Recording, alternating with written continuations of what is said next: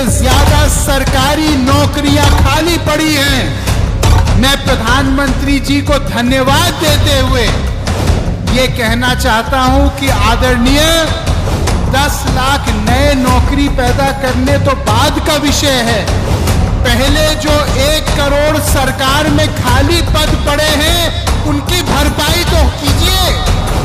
जब केंद्रीकरण की राक्षसी ताकत इतनी बढ़ जाती है कि आम आदमी उस ताकत से दूर हो जाता है तो कभी भी देश का गरीब आदमी अपने जंजीरें नहीं तोड़ सकता। जो कॉलोनियां काट रहे हैं, जो लोगों का हक छीन रहे हैं, अगर वरुण गांधी आवाज नहीं उठाएगा तो क्या ये लोग आवाज उठाएंगे? हिंदुस्तान को अंदर से दीमक की तरह खा रहा है तो हम नाम लेके और उसका काम लेके भी बोलेंगे और डंके के चोट पे बोलेंगे। हमको राजनीति नहीं करनी है जो लोगों को दबाए। हम लोग एक संकल्प आज लेने बैठे हैं और वो संकल्प है कि ऐसा भारत अगली पीढ़ी देश में बनाएगी जिस भारत में असली लोकतंत्र जन्म लेगा। एक बार राम मनोहर लोहिया जी को किसी ने पूछा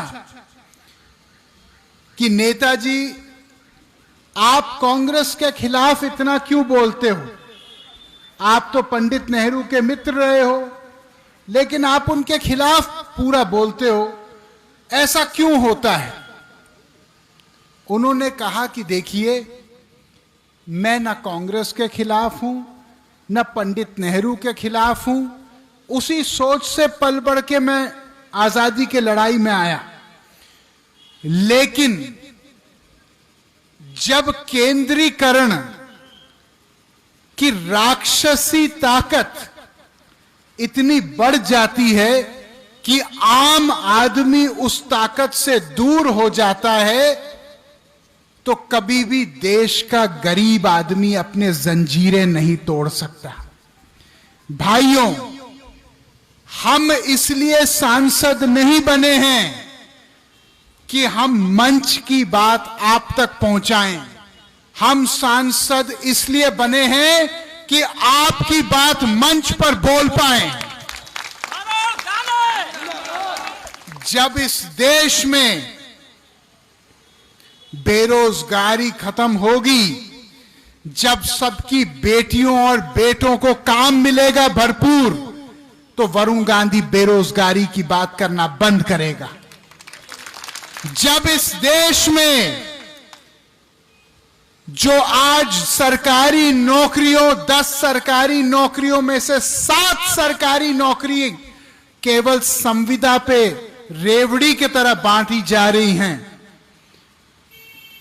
और ऐसे ही गाजर मूली की तरह उन लोगों को कभी फेंका जाता है पूरा काम लेने के बाद, जब उनको पूरी तनख्वाह नहीं मिलती और 2-2, 4-4 हजार रुपए में उनसे 12-12 घंटा काम लिया जाता है, तो वरुण गांधी अगर ये नहीं बोलेगा तो फिर इस राष्ट्र का झंडा उठाने का संकल्प मैंने कैसे किया अपने हाथ में?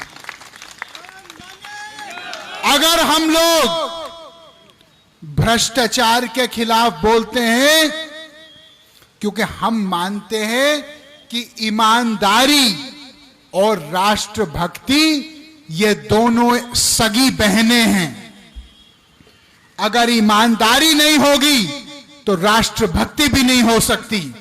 जो लोग कमीशन खाते हैं, जो लोग पहले कच्चे मकान में रहते थे, फिर जनप्रतिनिधि बनने के बाद अरबों के महल बना रहे हैं, जो कॉलोनियां काट रहे हैं, जो लोगों का हक छीन रहे हैं, अगर वरुण गांधी आवाज नहीं उठाएगा तो क्या ये लोग आवाज उठाएंगे?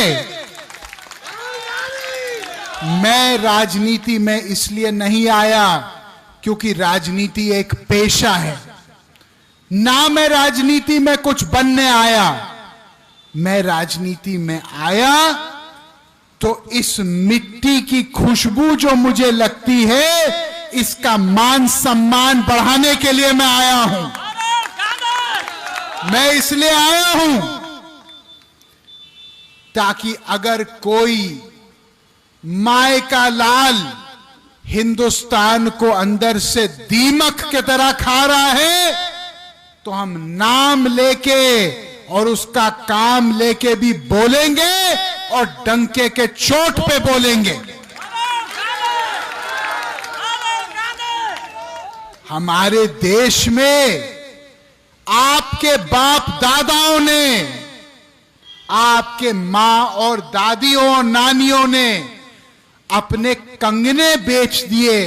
इस देश की आजादी की लड़ाई में अपनी हड्डियां तोड़वा दी, जेल की सजा काटी, सब कुछ अपना दांव पे लगाया, तब हमारा देश जाके स्वतंत्र हुआ।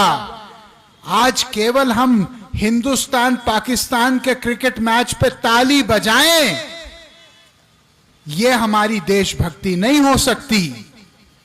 देशभक्ति हमारी तब होगी जब हम अपना सब कुछ दांव पे लगाने के लिए तैयार हों इस देश के लिए।